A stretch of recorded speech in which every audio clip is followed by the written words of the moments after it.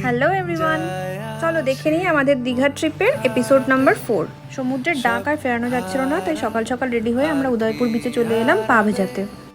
আচমকা ভাঙা মন ফেলেছো আলোড়ন, এত ভাববে নাকি তুমি ভাবো অবশেষে ভালোবেসে চলে যাব,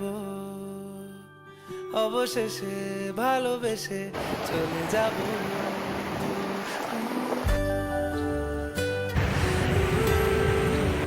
উদয়পুর বিচের একটা স্পেশালিটি আছে যে ওরা শ্যাকগুলোকে এমনভাবে অ্যারেঞ্জ করে দেয় যে একদম সমুদ্রের জল তোমার পায়ে লাগতে থাকবে, আর তোমরা সেখানে বসে তোমার মাছ ভাজা, ডাবের জল, আরও যা যা অনেক রকম খাবার পাওয়া যায় যা তোমরা অর্ডার করে খেতে পারো। আমরা নিয়েছিলাম আমোদি মাছের ফ্রাই, সাথে কাসুন্দি আর পেঁয়াজ দিয়েছিল, আর সঙ্গে ছিল ডাবের জল। তোমাদের যদি আমার মিনি ব্লগ ভালো লাগে তাহলে প্লিজ